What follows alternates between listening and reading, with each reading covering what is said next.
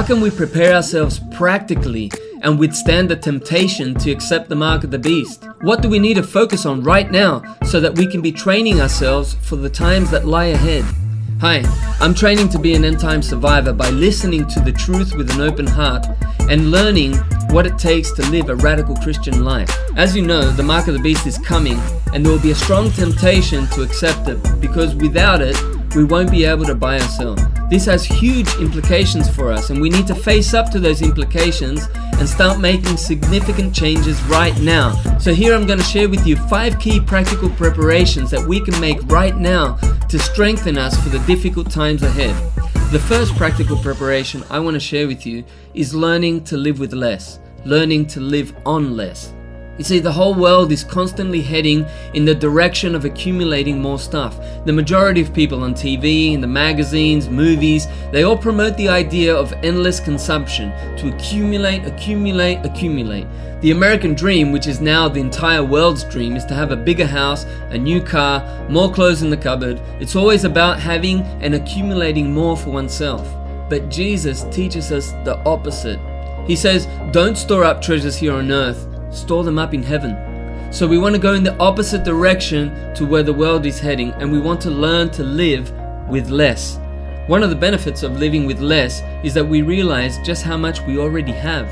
All of a sudden, we see that we have a lot more than what we need, and whatever we have extra can be used to help others that will benefit from it. And that's another thing that won't be available to us when the Great Tribulation starts, helping the poor.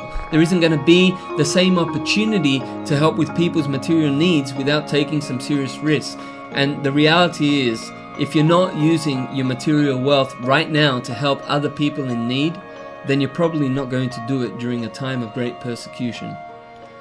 Another important practical preparation we need right now is learn to suffer inconveniences. You see, the mark of the beast is very convenient. Everything is quick, instant, without any pain. And we need to learn to suffer inconveniences if we're going to resist the temptation to accept the mark of the beast. Not participating in the system is going to cost us little by little every step of the way. Even before the mark comes in, we're going to have to suffer inconvenience.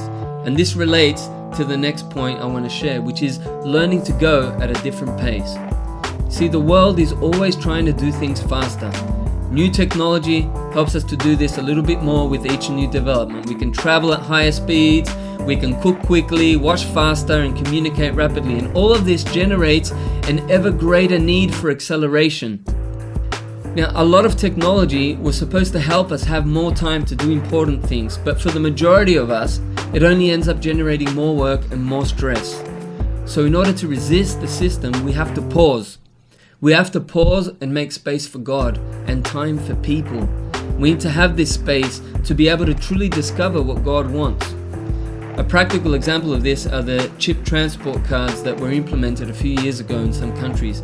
When some of us saw this coming, we started using bicycles more, something that we didn't do before.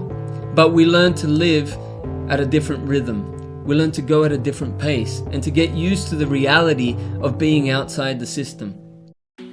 Now, another important preparation we need is to make connections with other sincere Christians. You know, we're living in the end times, and the writer of the Hebrews tells us in Hebrews 10:25 that we should not stop getting together with other believers, especially when we see that final day approaching. This is the time that we really need to be encouraging and strengthening one another. This is the time we need to be reaching out and finding other sincere Christians. There's so much hypocrisy in the world that we can really feel alone sometimes. And it's easy to feel like no one out there is doing the right thing. But we have to seek, we have to make an effort and connect with sincere Christians. And the best way to do that is to be sincere Christians ourselves. The more sincere we are, the more we're going to attract other sincere people, and the more we're going to repel the hypocrites that don't really want to live the gospel.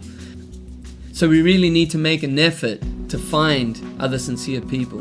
And when we see sincerity in someone, when we see that they really have a heart for serving God, we don't have to focus too much on whether they agree with everything we believe, because the truth is that they can be mistaken and we can be mistaken on a lot of issues. But if there's sincerity, if there's humility and love, then we can truly connect.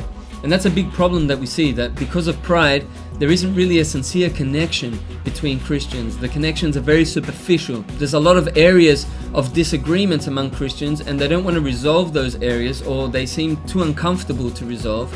And so people just end up going where they feel more comfortable instead of looking for what will really help them grow in their faith.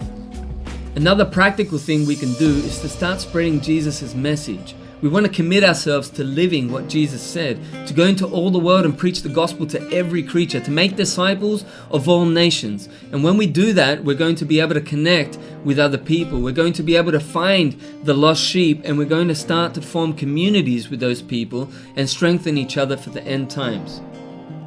Now, there are other practical preparations that we need to make, and there are also some very important spiritual preparations that are fundamental for surviving spiritually the end times. And we're hoping to keep publishing more videos that go deeper into these issues, so make sure you subscribe to the channel and set it to receive notifications to make sure you don't miss these important videos. I really hope you take these preparations seriously, and we would also like for you to come and join us on our forum, where we're discussing about the other preparations that we need to make, and we're also connecting with other sincere believers from around the world. You know, we can't delay this decision to prepare. That is probably the most important point I wish to communicate, that we don't postpone this preparation. Remember, time is short, so let's make the most of it.